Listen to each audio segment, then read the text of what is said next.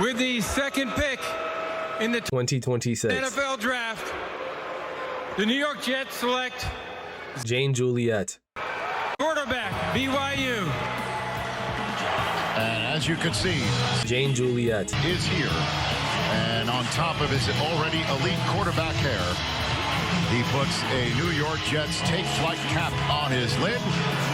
And is this young man the savior that the Jets organization and their fans have been searching for since Broadway Joe Namath? I know, perplexing. You think maybe you just saw into another universe, another dimension. No, this isn't intergalactic TV. This is real. It's from the future. Didn't I tell you I was an oracle? Someone who sees things? And that's what I saw. Future sight. Ryu Ishigori, aka Jane Juliet, will be drafted at the second pick to the Jets. Now, you may be thinking one of three things. One, why the hell would they do that? Two, is he even draft eligible? And three, what the fuck? All three of those will be answered. Now, let's start with that first one, okay? Why would they do that? You know they have three needs, right? There are three needs in this draft class. Or edge rusher, because they ain't got shit there. Will McDonald ain't gonna do it. They don't have a wide receiver. I mean, they have Garrett Wilson, who I think is an amazing wide receiver, but they need more. You know, a little bit of oomph, a little bit of which they don't have besides Garrett Wilson. And three, a quarterback. They drafted Geno, but I know they got Geno a long time ago, but they got Geno back. And Geno's not the quarterback he once was, or we once thought him to be, considering he only did it for like 1 year, 2 years. But yeah, that's just what they need the most. Now, an edge rusher, they could go for an amazing guy like Arvell Reese. Me being the Ohio State University fan, I watched him the entire season. He looks great. He's an amazing player, very standout, even after just such little time being an actual starter. Arvell Reese is an insanely great football player. So drafting him at the 2 would make complete sense. Wide receiver, there's some guys like Carnell Tate, Jordan Tyson, even at that rate, those guys aren't going in the top 5, so you could trade down to get them, right? That'd be amazing. But we could go even further. But why don't they get a quarterback? Because there's none of them that are good enough. Fernando Mendoza getting took at the 1. Fernando Mendoza isn't a damn dude. Focus. And Fernando Mendoza isn't a franchise guy. He just isn't a franchise guy. We know this, right?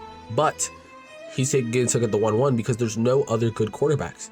But what if there is? What if there's one in Japan? Ryu Ishigori is the most dominant quarterback. He has the build, guys. 6'4", 220, straight mass. Look at the guy. Look at the guy. Look at the guy.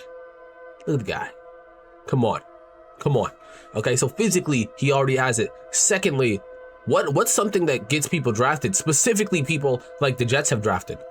What did Zach Wilson do that got him drafted by the Jets in 2021? You guys know what I'm talking about. That throw he did here. Look at it. Top 5, he couldn't beat Coastal Carolina. First of all, Steve mentioned, oh my goodness, that is just a silly throw. That throw right there single-handedly got him drafted. Single-handedly, because they said 2 things. It was insane how he moved and kept his eyes on the target so well. The accuracy, that goes in with the accuracy. The second part was he has a fucking cannon. Who else but a man with a literal cannon? A cannon. Guys, literally, that's what you want out of your quarterback. And I don't think there's anyone with better throw power than him. He grabs his hair, puts it up, and... Okay, now that's the obvious part, okay? That's the obvious. He's a physical beast, you know? He has that 6'4", 220 frame, and he got a literal cannon on him. This guy's got me feeling nicey. But one thing that he has more than anyone else than any other Jets quarterback they've had recently. And I'm talking Zach Wilson, Mike White, you know, we can even go back to Rex. I'm talking Justin Fields, even Geno here. He's got hunger, true hunger. And it's on display. Let me talk to you about that hunger right now. Let's show some images, bro. He's been talking about this entire time. He wants dessert. You know, he's really hungry for it. He wants it. He said, after all this time, I just want to fight. That's true hunger.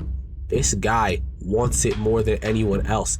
And even in the actual show where he's going crazy, guys, a little spoiler warning. So I guess I'll give you skip to like 10 seconds later if you don't want to hear this. But he's the last one standing out of everyone in this fight, him and you. And they get into it, and the only thing that takes him out is his own weakness. There, guys, we're going to talk about the rest of his pro comps, okay? rest of his programs, as we see, sometimes he starts to get a little bit overheated. You know, if he does a little too much, he'll have to wear down and he'll have to fix himself up. He is quick to come back from it, right? But he needs a little bit of time. Also, his own weakness could be his own strength. Sometimes he'll focus too much on the power of the throw and it'll go wrong. As you see, it went up and came back down at him. You know, a little deflected by the D tackle, went back to the ground. This is just a poor move. You know what I mean? I think his vision is insane, though. You guys have to see that from the pocket as the edge rusher Utah came in and tried to sneak him, couldn't get the sneak off. He reacted to it too quickly. See, his pocket vision's insane. All that, he gets too heated. Sometimes that hunger will take over him, which can be very good in playoff games, but I don't know if you want that in a Week 14 matchup against the Colts. But yeah, this guy has those amazing pro comps. Now let's get into the real nitty gritty. Let me get my screeners on for this. This is where you get the connection. There are two things that matter a lot to the Jets organization. It's drafting poorly or drafting a randomly amazing player. I'm talking people like Quinnen, Sauce, you know what I mean? They're not like bad picks, or they're not like surprising picks, you know what I mean? But it's like, the Jets drafted someone who's actually good at football. Well, of course it's defensive, you know? So let's change that. Let's change that and make it offensive, right? And the reason I know this is, if you guys know, their owner, they had a scandal that happened last year where they were using Madden ratings to dictate how good a player was. Yes, for the draft class, they were looking at Madden made by random developers, and looking at, damn, this guy got 95 speed, he must be quick. And they were using that to further themselves, to get what they wanted. And it was sitting there like, okay, so this guy's fast, so this has this. Now, considering the fact, I'm telling you why they will draft him, right? Now, play my Death Note music very quickly.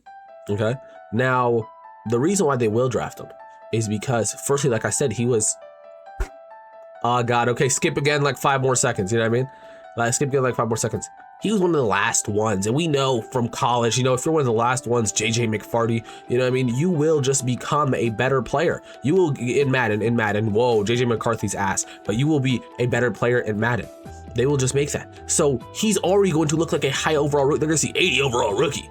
80 overall rookie in there. This is how I imagine Woody Johnson talks. 80 overall rookie. Yeah, we want him. Now, the second thing.